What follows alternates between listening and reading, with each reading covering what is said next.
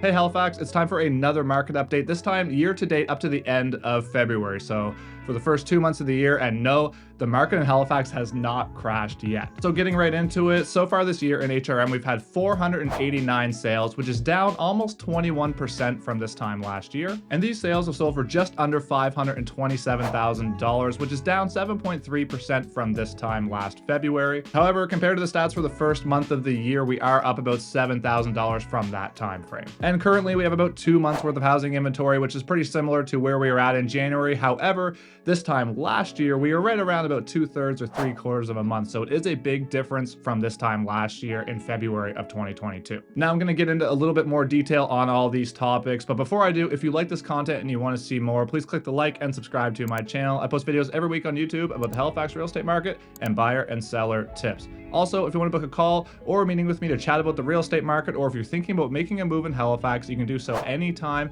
in the Calendly link below in my description at a time when it's convenient for you. So that's obviously a lot of numbers to throw at you guys. So I'm going to tell you now a little bit about what we're seeing, in our day-to-day in the Halifax real estate market. So number one, we're seeing sort of a standoff between buyers and sellers. So what I mean by that is the sellers are still kind of hanging on to the old market that we were seeing last spring and kind of hoping for those old prices, and they're not in a rush to sell, so they are waiting it out and pricing high and hoping that they're going to get the price at the end of the day that they want so they can move on to wherever they're going next. And this is, of course, if they do not have to sell.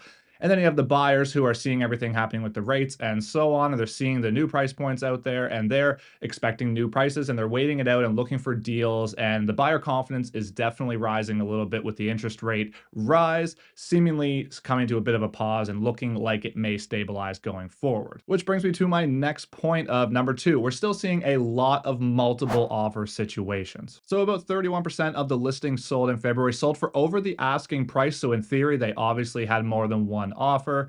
And about 42% of those listings sold for asking price or over. So some of those ones that sold just that asking may have had multiple offers as well. But the point is, we're still seeing a lot of multiple offer situations, and we saw more in February than we did in January on a percentage basis of the sales. So if you remember back to my last market update in January, we were seeing about 1 in 4 homes, or 25%, sell for over the asking price. And now in February, that number was 31%. So in theory, it is getting more difficult for buyers and for sellers. If you're pricing your listing aggressively and according to what the real market value is, there's a very good chance you're still going to see multiple offers, which may drive that price up over the asking price. Moving on to number three, we're seeing low inventory. So even though we have a lot more inventory now than we did last February, so now we're sitting right around 2 months of listing inventory, which is still very much a seller's market.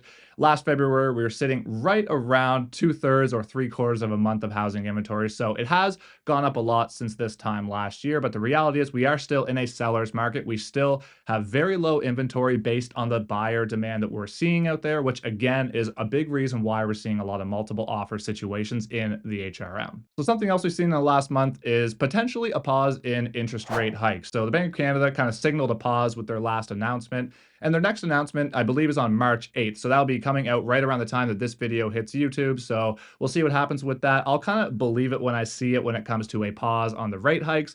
But if these rate hikes do pause and things do stabilize, I do believe the buyer confidence will continue to rise, and I believe that will push us towards a pretty busy spring market here in Halifax. And last but not least, one more thing we saw in the last month is an announcement on short-term rental legislation in Halifax, and that of course has changed. It's been all over the news, and I made a video about it, which you can see above here.